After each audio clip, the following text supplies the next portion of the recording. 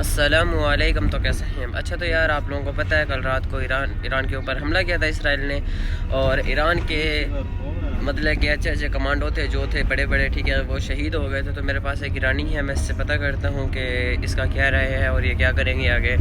तो इनका सोच के मुताबिक ज़रा पूछता हूँ। सलाम अला ईरान چی میگه اسرائیل رو؟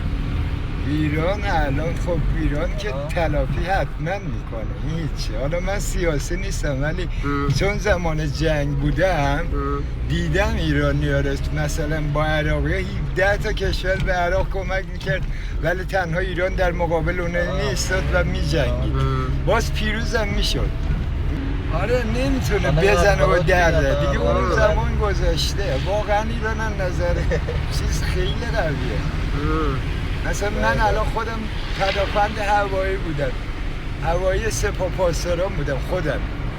آره خودم اینا این کار، ولی غنیمتی جنگ جهانی دو दिखा तो आप लोग देख सकते हैं कार्ड। من پدافند هوایی سپاه پاسداران بودم زمان جنگ. زمان جنگ زدی اونجا؟ آره یه هواپیما زدی. یه هواپیما. الان شما چی فکر میکنی؟ ایران اسرائیل رو میزنه یا امریکا رو؟ نه اسرائیل رو میزنه. آره ایران ولی خب دست که امریکا هست حتما یعنی دستی حتما تو آمریکا. آره اونم با اجازه آمریکا اینجا رو زده دیگه. اون موقع کجا الان کجا؟ بابا الان ما خیلی پیش رفتیم. الان یه چیزایی داریم که اصلا یه پرنده داخل ایران که بشه خب اینا میبینن دیگه. در برابر اون زمان جنگی که اون موقع بوده من دیده بودم، خودم بودم 30 ماه بودم. خب 30 ماه دیدی که همین الان محمد باقر که شهید شده یه لوح تقدیرم به من داده، قاب کردم گذاشتم تو خونه. آره من مثلا یه لوح تقدیرم بهم داده که زمان جنگ بودم. اسرائیل چند تا استان داره؟ خب شما فکر کن 2 تا به اندازه قوم کلش، خب ولی ما 32 تا داریم.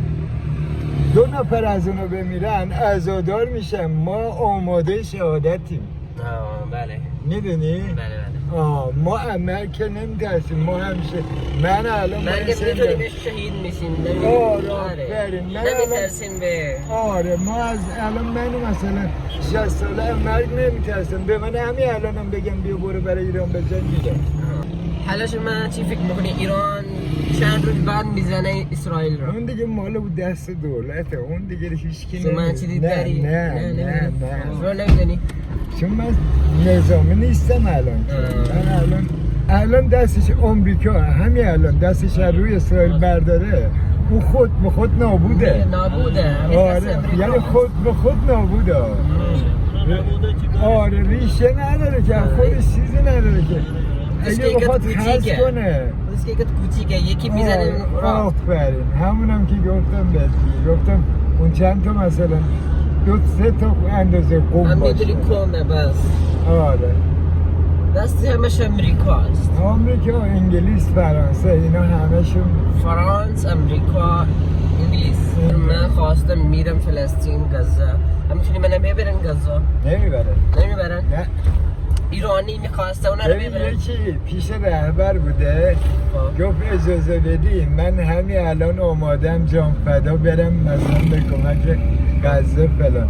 رهبر برگشت گفت اگه اونجوری قرار بود بریم خیلی بیشتر از شما بودن که میخواستم برن، ما خودمونم میفرستادیم.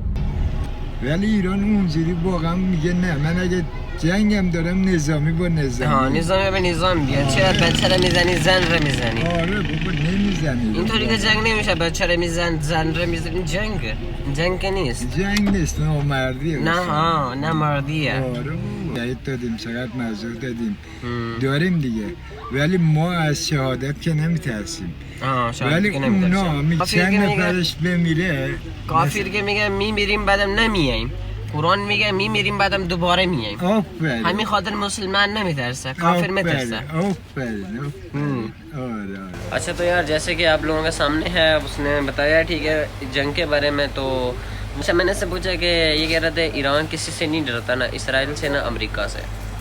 तो आप लोगों के सामने है पाकिस्तान माशाल्लाह से मुसलमान कंट्री ऐसा होना चाहिए कि जो किसी से ही ना डरे। और अगर पाकिस्तान की बात करें माशाल्लाह से वो भी किसी से नहीं डरता। बाकी आप लोगों को कैसा लगा कमेंट में लाजमी बताना। हम आपको मिलते हैं नेक्स्ट व्लॉग में, तब तक के लिए अल्लाह हाफिज़, बाय बाय।